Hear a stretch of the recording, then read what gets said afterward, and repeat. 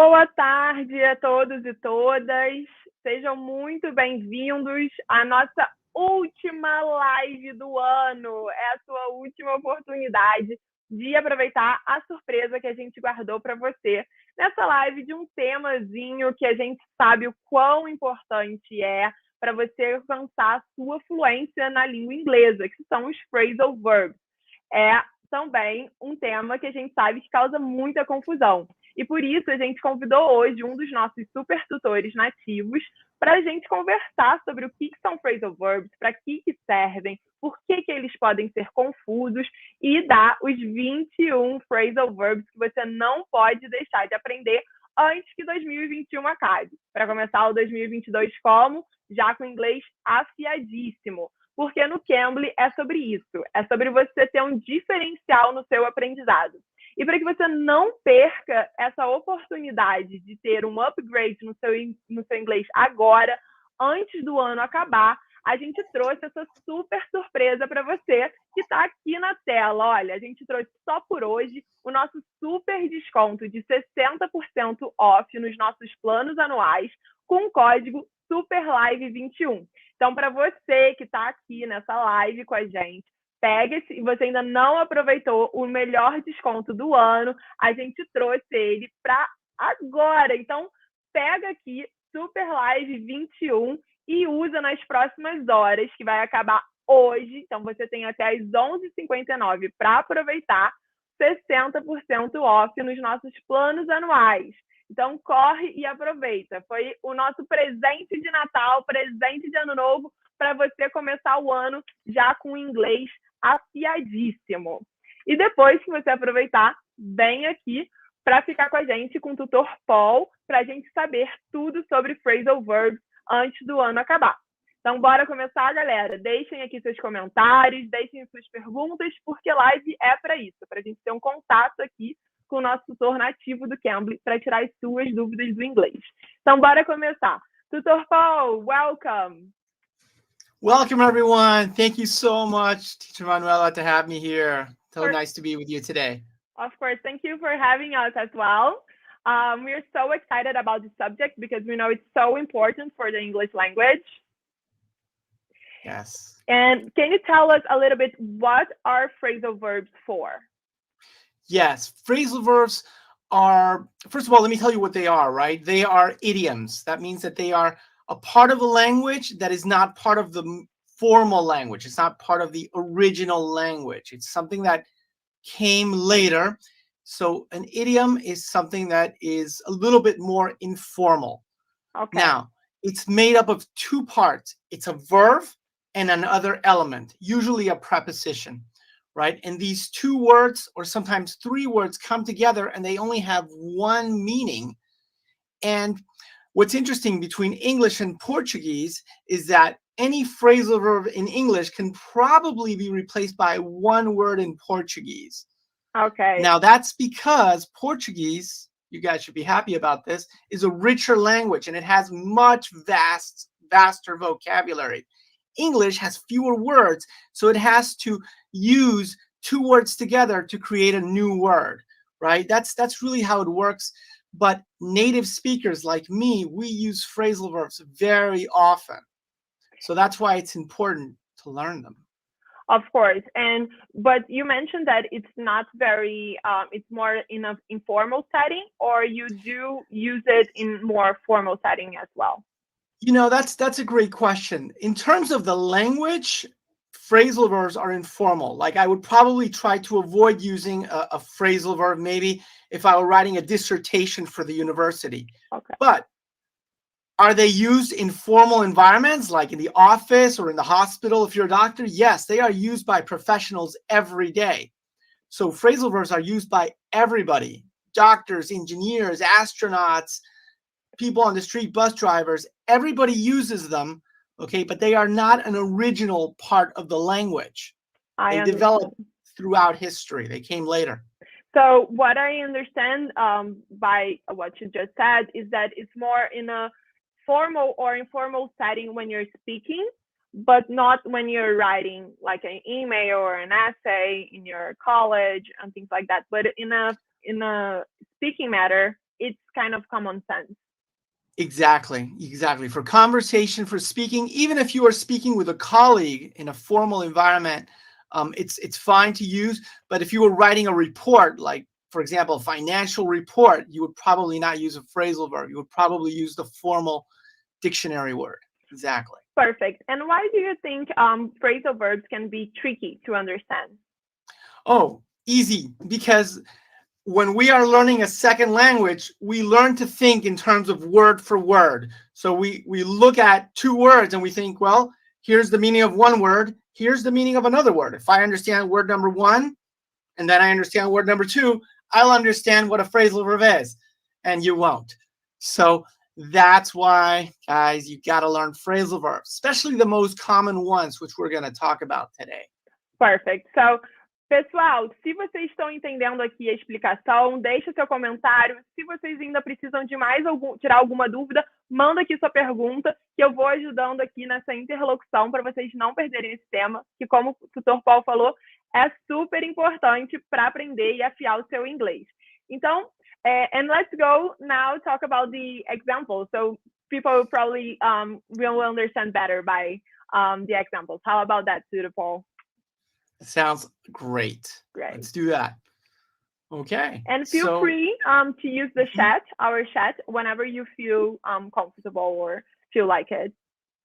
Oh, okay. Great. Thanks. All right. All right. So I'm going to start introducing the words. Right. So I'll give you guys the first of the 21 phrasal verbs that you have to know before 2021 is over. The first one is add up. Add up. So you have two words. The verb is add, and then the preposition is up. But it has nothing to do with going up. So forget that, right? What is add up? Add up means that you're adding lots of different things, but with a specific purpose, right? Let's say that I wanted to buy a new phone. Look at my phone. It's kind of old, right? So I added up all the money that I saved, and I still don't have enough money for that new iPhone. Sorry, guys. I have to keep saving money. I added up all the money, all the dollars that I had saved. I don't have enough money for my new iPhone. I need to keep adding up more money, maybe next month. Okay. So when you're summing amount of one thing, in this case, money. In this case, I'm adding up money, right? It could be anything. I could add up, I don't know, different things. Maybe I'm an investigator and I'm adding up all the evidence in order to discover, and solve a mystery, solve a crime, like Sherlock Holmes or something. Great. So it's the action of adding different elements, right? But what's also interesting is that maybe if you're a detective, an investigator like Sherlock Holmes or CSI, maybe there's one person who is accused of the crime, and I add up all the evidence, and it turns out that it's not that person, so it doesn't add up. This person is accused, right? John is accused of the crime, but it doesn't add up. All the evidence that I added up doesn't add up that John is, the responsible or the guilty of the crime, the guilty person of the crime. So adding up is not only money. It could be really anything that I'm adding up, different elements that are usually the same. Right? Proof of a crime, money, right? It's the same kind of thing that I'm adding, right? Perfect. And now the second one, breakdown. Yeah. Breakdown. All right. So I was driving my car the other day and my car broke down. It stopped working. So broke down is used when usually machines like a car can break down, the bus can break down, the elevator can break down. But it's usually big, complex machines, right? I wouldn't say that my phone broke down, right? I wouldn't say that because it's just, how can I explain? It has to be like a complex machine. Okay. Maybe something a lot more complex than. Can human beings break down? A human being can have a breakdown, which is, let me write it down. Breakdown, which kind of refers to that. Maybe we could say that, yeah. So let me write the first one. So I can say the car broke down, right? But I can say, yes, she broke down and cried, right? Or, hey, he broke down. I don't want to make this only about girls. He broke down, yeah, right? Let's make it even, right? He broke down. Okay. He broke down and cried. So in a sense, if you break down and cry, your emotional state collapses. It's like you're in a collapsed emotional state, kind of like the car stops working. If you break down, you could break down, emotionally, right? That could be Perfect. but it's used for normally for machines. And when you think of a person, it's like the person stopped working like a machine. Absolutely. And what I've just understood by these two examples, the first one you said I'm adding up, and the second one you use it broke down. So what I understood from that is that when you can use phrasal verbs in different time of the verb, the past, Oh, in the yes. future. Great. Yes. In the past, in the present, in the future, and different forms of the past, right? Simple past, past perfect, present perfect, which is kind of, refers to the past. So yes, the car broke down yesterday. I think my car is breaking down. It's like happening now. I hope my car, won't break down tomorrow, will not break down tomorrow in the future. Absolutely. You And can works as conjugate. in the same way that the verb actually works. It just adds the preposition. Yes, you just have to conjugate the verbs. So, right, the car breaks down, right? That's obviously referring to the simple present. The car broke down, right? That refers to the past. So I can conjugate just the verb part. The preposition part stays the same. Perfect. So let's keep going. And, pessoal, se vocês tiverem algum que você saiba de cabeça e queira perguntar, talvez possa aparecer aqui na lista, mas você pode adiantar também. Então, manda aqui pra gente. And Paul, the third one, bring up. Bring up. What a great one. Yeah, this is when somebody mentions a topic, like maybe like during a meeting, we're having a meeting about, maybe we work in an office, we all work in a company, and we're talking about marketing, our new marketing strategy, and somebody brings up the issue of the, vacations. Hey, when are we having vacations? They want to ask the boss, when are we going on vacation? So while we were having our meeting about marketing, Susan brought up the topic of vacation, or she brought up the question about vacation, or she brought up vacations. In other words, she introduced a topic that was different than what we were talking about. So there's a group of people talking about A, and somebody brings up B. Perfect. Okay, it's an introduction of a new topic while you're talking about that, right? If I'm just watching TV and my sister asks me about vacation, she's not bringing it up because I was just watching Netflix, right? So it's not out of topic. It's not out of topic because I was just, watching some movie or some series, right? It's when you're in one topic and somebody brings up the new one. Perfect. Okay. So bump into. Bump into. Okay, so I was in the supermarket the other day, and you know what? I couldn't believe it. I bumped into my old English teacher. And man, was he old. But he was happy to see me, and he was happy that I had become an English teacher too. Great. So when you meet someone by accident. Yeah, exactly. I did not plan to see my English teacher near the meat department of the supermarket. I had no idea he would be there. Okay, so you bumped into him. It's kind of like, visualize this, like you're walking and it's like boom, you literally like bump. Now, it doesn't have to happen. You don't have to knock your head against, your old English teacher or whoever, your old girlfriend or boyfriend. It's never literal. It's exactly. It's not like you literally bumped into that person. It's figurative, right? Perfect. Although, wait, it could happen that you actually bumped into the person, but it doesn't have to be. It doesn't have to be. Okay, right. Call off. Okay, so call off, right? So remember that meeting I was telling you about? We were having our marketing meeting, and Susan brought up the subject of vacations. So the boss, he just decided, people started to ask a lot of questions. The meeting got off topic. So the boss just called off the meeting. He just canceled the meeting. He said, meeting's over, guys. Call off. He called it off. Okay. So it's when you cancel something like that, just instantly. Yeah, you kind of decide it. How about Call it come across? come across. You know, we were just talking about meeting a person by chance, right? I bumped into my old English teacher. Remember that? Yes. But I can only use bump into when I'm speaking about, you know, meeting a person by chance, a person that I know, like my old English teacher. Sometimes you find something, not someone, but you find something by accident, right? So maybe you were looking for that old watch that you used to have and you couldn't find it, and then you open up that drawer and you came across your old watch and you were so happy to find it. So you found something by chance. It wasn't your plan to find it, but there it was.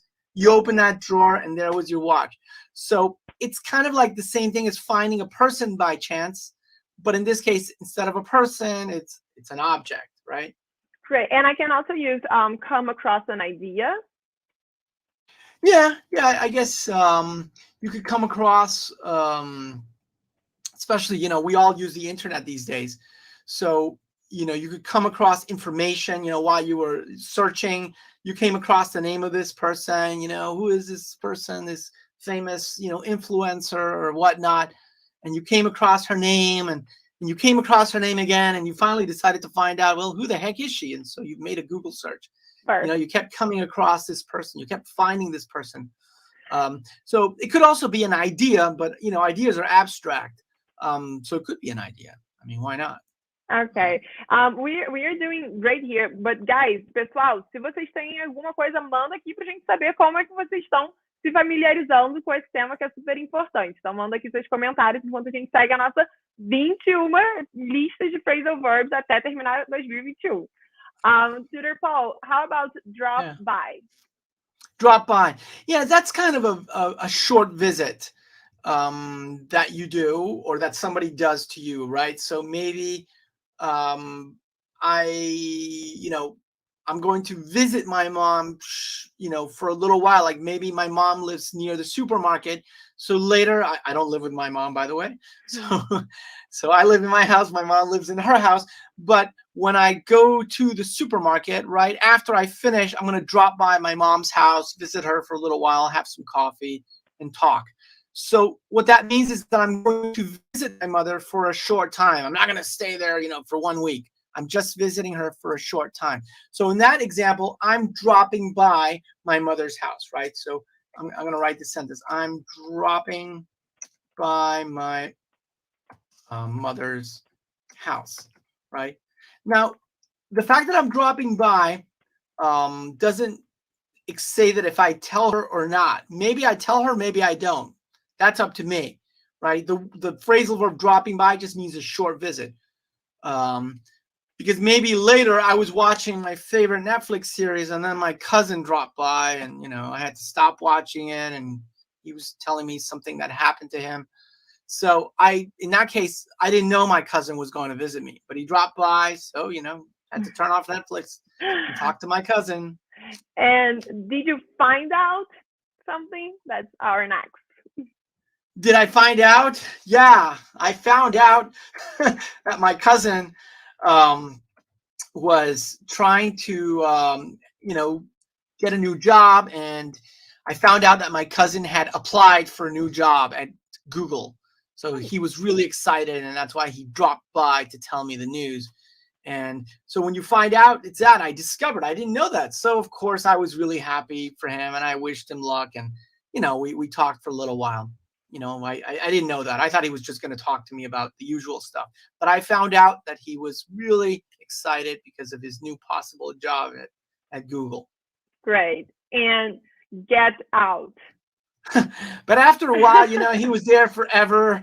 And I wanted to tell him to get out. But, you know, he's my cousin. I love him. You know, I can't tell him to get out like if he's some, you know, unknown person. In my heart, I wanted to tell him get out, but I can't. Right. So get out is something kind of rude when you tell someone to get out. So imagine if someone comes into your house, someone that you really don't like or love or have any appreciation for, or maybe you're in a fight with someone, you know, maybe an ex-girlfriend, boyfriend, whatever it might be, and you don't want to talk to this person anymore, and this person is making you feel bad or annoying you, you say, hey, get out. I don't want to talk to you anymore. So remember, don't use this one unless you are really, really upset with the person and you want them to leave the place where you are. Okay. You are literally, asking, you're not asking, you are ordering that person to leave the room or the building where you are. So it's very rude, and maybe it might be justified, but I didn't want to do that with my cousin because I love the guy. He's a good guy. Okay, so get out is the one phrasal verb that you just use when you have you're already friends with this person, you know them really well. Otherwise, it can be very rude. It's very rude. Yes, of course. So you would only use it in an extreme case when you don't care about being rude with someone that you do not like, or someone that might even be, dangerous or just super annoying. Or maybe the person was rude with you. Maybe it's some annoying, crazy neighbor that's being rude to you. So they say, "Hey, get out of my house." Boom, shut the door. So there is no circumstance that you can use it in a formal setting, for example. Absolutely not. And there's no nice way. Please get out. Like there's no please. Okay. There is no please get out. Get out. You only use it, when you're really angry. And you'll see in many times, you'll see this in movies. When people are angry, they say get out and stay out. Ok, então, pessoal, vocês estão vendo, né, que não é só sobre saber a língua, você tem que ter esse conhecimento das pessoas nativas para você entender quando é suposto usar e quando você pode estar pagando um super mico ou sendo super grosseiro sem saber. E por isso, usem aqui o nosso código da promoção 60% off, né, com o código SUPERLIVE21 para garantir que você consiga aqui um plano anual no Cambly e falar com os nossos super tutores nativos. Então, não deixe de aproveitar. Se está chegando agora, esse é o nosso super presente dessa live. Então, aproveita aí. Super Live 21, 60% off. E, Tutor Paul, let's continue. Yeah. Let's do it. All right, giveaway we got, right? Giveaway, yeah, thank you. Sure. Sorry about that. So giveaway. Okay, this one is like, think of it this way. Like the other day, there was an influencer that I follow on Instagram. Okay, and he was giving away tickets to my favorite band, right? So I had to participate in a contest, and they were giving away free tickets. So in this case, giveaway is when you give something free. Okay, and this influencer was giving away 2 tickets to my favorite band. I didn't win, but I participated in the contest, and some lucky person won. Great. Giveaway. End up. Yeah, so the person that ended up winning actually lives in my building. Can you believe it? So it's my neighbor. My neighbor ended up winning the tickets to see this band. I was jealous, I admit. Get over, Tutor Paul. I got over it. I did get over it, meaning I was okay with it. I accepted the result, and I congratulated my neighbor. Yeah, go enjoy that show. So get over is to overcome. I overcame my jealousy and anger of not winning those tickets. Oh, I was so angry. Because, but do you and your neighbor get along? I want to be able to get along with my neighbor. We do get along. We're not friends, but we get along. We say good morning, good afternoon. And so I want to continue to get along with my neighbor. And when I see this person in the elevator, say hello, good morning. So I got over it. And now I continue to get along, have a good relationship, friendly neighbor relationship with my neighbor. Yes. Perfect. So, and give up. Okay, give up. Go over? I missed this one. Go over and then give up. Right. So what I recommend to all of you after our session today is go over all of these phrasal verbs. In other words, review them just like you're reviewing for a test. Go over all of them and make original sentences. That's a really good way to learn phrasal verbs, guys. Okay. Go over and then now give up. And never, ever, ever give up on your ability to learn the English language, okay? Even if you made a mistake, even if you forgot something, even if you're frustrated, don't give up, okay? Because you can do this. We believe in you. This phrasal verb is commonly used in songs, right? Oh my goodness. Yes, there must be 1,000 songs with the Yeah. don't give up on me, don't give up on love, People keeping right? Don't faith. right, keep the faith, guys. Keep going. Don't give up. Be strong, right? For whatever it is, for love, for future, for work, everything, right? And how about hang out? Yeah, that's, once you have a little bit of free time, right? And you haven't, and you don't have to go to work, you can hang out with your friends, right? So that's what you do when you spend time with people that you want to spend time with. You can hang out anywhere. You can hang out in your house, you can hang out at the park, at your favorite club. It's just spending time with people that you enjoy being with. Great. And what about keep on? Keep on working, keep on studying, keep on believing. So it's that you continue to do something. So it's Right? similar to not giving up. No, because giving up, I mean, yes, it is related, right? But I would say that keep on would be like the strategy, and never give up would be like what you want. You never want to give up. And how do you do that? How do you never give up? You keep on working, you keep on trying, you keep on believing, right? So in a sense, you're right. Those two are related, right? You got to And that keep on also going. means that you can use 2 or 3 phrasal verbs in the same sentence or in the same idea. Yes, absolutely. And you know what? I got to say this. What I recommend to all of you is after this, remember I said go over the list? Go over the list, and instead of making one individual sentence for each phrasal verb, try to combine them, okay? Like Tutor Manuela is saying here, try to combine them so that you can, keep on Stretch learning. the Keep meaning, on, right? yeah, stretch the meaning. Yeah, it's a really good idea. I agree with you. Yeah. And look forward to. Yeah. I look forward to meeting you guys again another day. I really enjoy helping people learn English. So I look forward to working with new students, answering questions, and just helping students continue to learn. I always believe that that's something nice for me. I look forward to it. But we have 3 more, and that's Okay. it. Makeup. Okay. Okay, so I have an uncle that he loves to make up stories, right? He told a story of going to Africa and hunting lions. It wasn't true. He made it up. He was never in Africa. Okay, but I just went along and said, yeah, uncle. Okay, sure. He made up the whole story. Never happened, but it was a fun story. And can makeup also be kissing another person? Or this is making out? That's making out. Okay. Yeah. Yeah, that's making out. But after having, boyfriend, girlfriend, after they have a fight, they can kiss and make up. That's maybe where you got the expression. Oh, okay. So kiss and make up is after the fight, right? After they broke up, another phrasal verb that's not here, but we can add it. They can make up, right? They can become friends again. And maybe they do that by giving each other a kiss.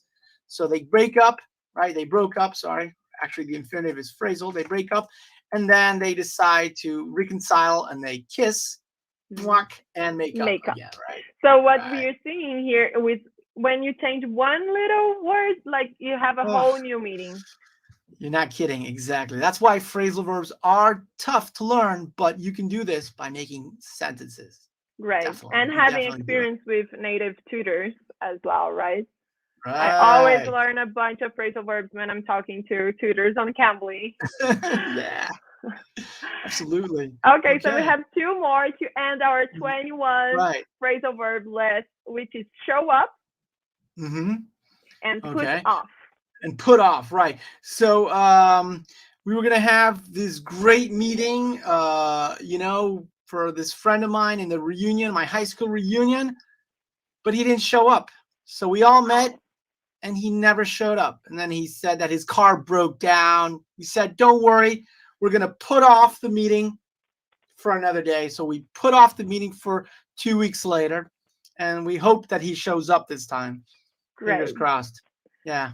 See how many sentences we can do with this bunch of phrasal verbs that we just saw it, which is amazing. I get so excited.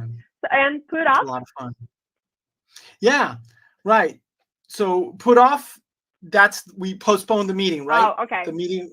We put off the meeting for the next 2 weeks. We put it off for 2 weeks later. Great. Because he he didn't show up. So we had to put off the meeting until another date. That was a combo. And então, thank you, Tutor Paul. Pessoal, we have two more minutes here. If you want to send us a phrasal verb that we didn't went through, or the one that you have a question about it, we want to give another example maybe. So feel free to do that. The time is now, and I hope you enjoy our live. Então, pessoal, só traduzindo aqui para quem está na correria, se você quiser mandar um phrasal verb agora, esse é o momento que a gente tem 2 minutinhos aqui com o Tutor Paul para a gente finalizar a nossa última live do ano, com o nosso último desconto, a nossa última oportunidade de você aproveitar 60% off nos planos anuais com o código SUPERLIVE21, que só vai até hoje, o final do dia. Então, não perca essa oportunidade. E se você quiser continuar aprendendo, entra aqui no Cambly, chama os nossos tutores nativos para melhorar o seu inglês e conquistar a fluência rapidinho. So, Tutor Paul, do you have anything you want to add up to this conversation? Well, first of all, I really enjoyed doing this. Thank you so much for inviting me, and thank you to the audience. It was really nice to be able to share this. I want to wish you guys all Christmas past, but I hope you had a beautiful Christmas, and I want to wish you all a happy New Year. And let's see, phrasal verb for the new year. I hope you are able to work out all your challenges. So make things work out. Work out all your challenges. Figure out new things to do. Figure out new solutions to problems. Right. This is the time when, at the end of the year, when we figure out what we want to do, our resolutions. Right. And I hope you. This is kind of it's a very informal phrasal verb, but I hope you can rock on. Okay. Woo. I like rock music. Yeah. So rock on means to continue being amazing, to continue being awesome. So when you see someone that you like, that is awesome, that you admire, you say, rock on. Keep rocking, keep being amazing. Okay. Perfect. So you rock on, Tutor Paul on Cambly. Thank you for helping us going through this list. It was amazing. Thank you, and see you next time. Absolutely. Thank you. Bye. Happy New Year, everyone. Happy New Year, Tutor Paul. E é isso, galera. Eu espero que vocês tenham gostado da nossa live, tenham aprendido muito aqui com o nosso tutor nativo do Cambly. O Tutor Paul é um dos nossos super tutores, mas temos muitos e muitos tutores mais para o seu aprendizado do inglês, com o seu perfil, com seus objetivos, que ainda dá para você garantir isso esse ano para começar 2022 como? Com o inglês ali, preparado, com todos os seus objetivos, com tudo alinhado com seus tutores e com o nosso melhor desconto do ano, que a gente está trazendo apenas hoje para encerrar realmente esse ano com chave de ouro para você. A gente trouxe 60% off nos nossos planos anuais, mas é só essas horinhas aqui da live. A gente vai deixar até as 11h59 de hoje para você que ainda não tem o nosso plano ou que não aproveitou a nossa super promoção da Black Friday, garantir aqui os 60% off no plano anual. Então, é só clicar aqui na descrição com o link que já vai estar com o nosso Super Live 21 aplicado para você garantir agora o seu inglês e começar o ano com o melhor ensino de inglês online, com tutores nativos, com material didático incluído, podendo fazer marcação, podendo escolher o professor da sua área, com inglês básico ou então inglês avançado. O Cambly é uma plataforma ultra mega rica para atender seja qual for o seu objetivo. Então, não perca, e eu espero que vocês tenham gostado e aprendido muito aqui com os nossos 21 Phrasal Verbs. Deixem seus comentários e compartilhem com os amigos. É isso, gente. Até a próxima. Feliz Ano Novo para todos. Muitas boas realizações. Tchau, tchau.